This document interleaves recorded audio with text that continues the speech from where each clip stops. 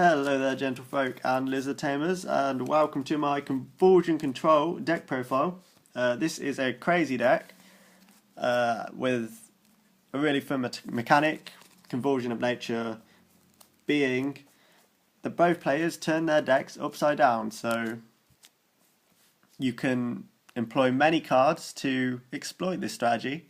It sounds quite gimmicky, but there are lots of cards which support being able to see what both players are going to draw, both offensively and defensively. You can really benefit from it. So without any further ado, here is the deck. We have 3 Gishki Diviner. So once per turn you declare one card name, reveal the top card of your deck, and if it's the declared card, add it to your hand, otherwise return it to the top of the deck. So with Convulsion of Nature, which is a continuous spell card saying both players turn their decks upside down and continue with the duel, you know what's on the top of both players' decks, so you can guess with 100% accuracy, so it's fantastic.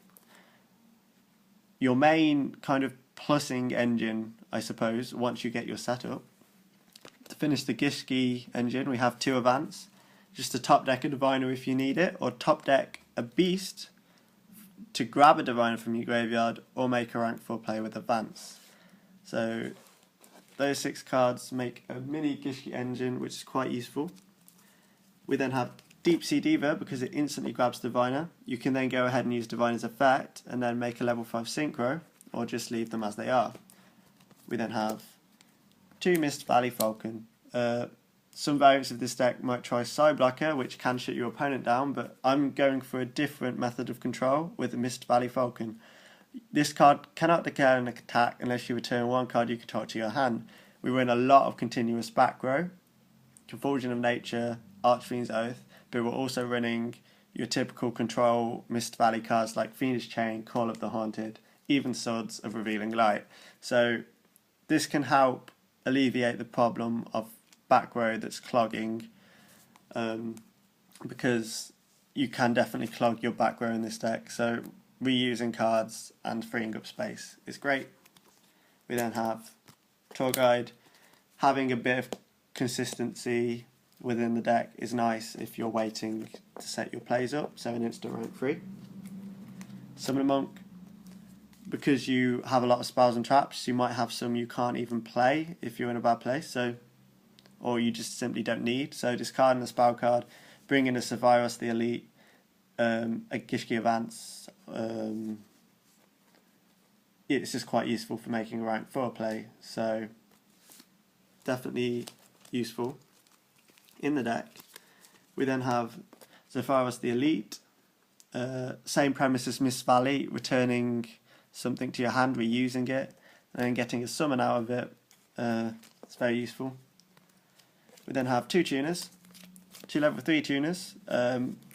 You summon this by returning a face-up monster you control to your hand, so it's great for reusing Deep Sea Diva, Gishki Beast, and then making a synchro.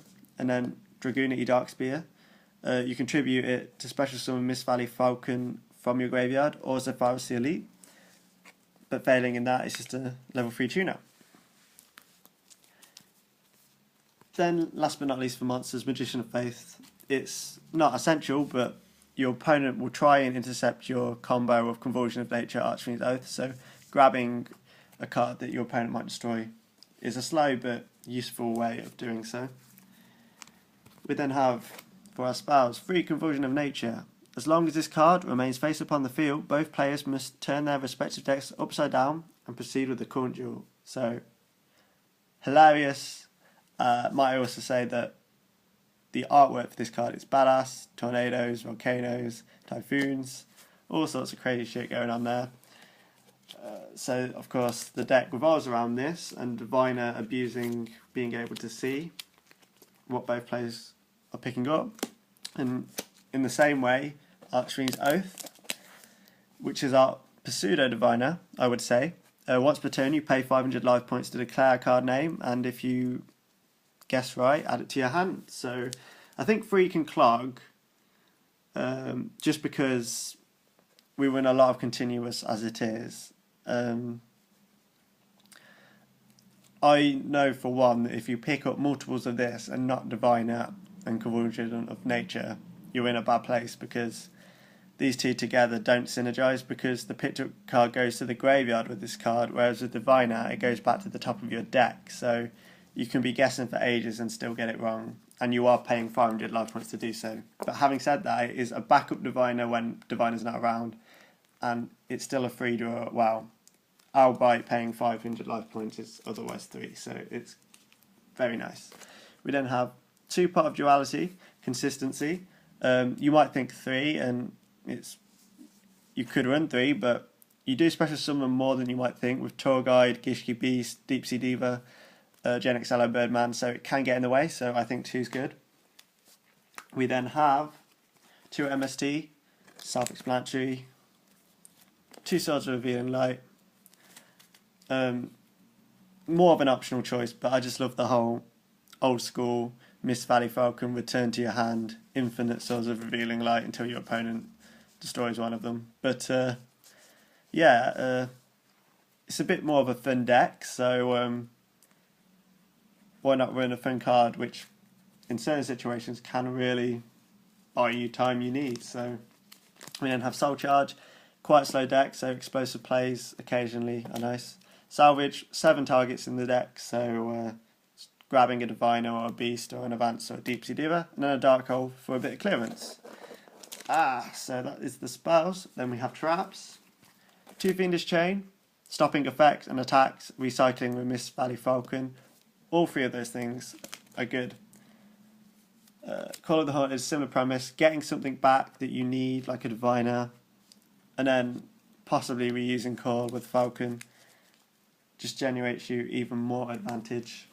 2 Mind Crush. This is a more aggressive and offensive way of making use of seeing the top of both players' decks, because of course, while it generates you pluses, with this card you can take cards out of your opponent's hand which would cause you problems. So if you can see what your opponent picks up, you can pick and choose what they keep with this card. So you can get rid of cards that damage your strategy. So with a bit of foresight, you can really control what your opponent has to fight you with.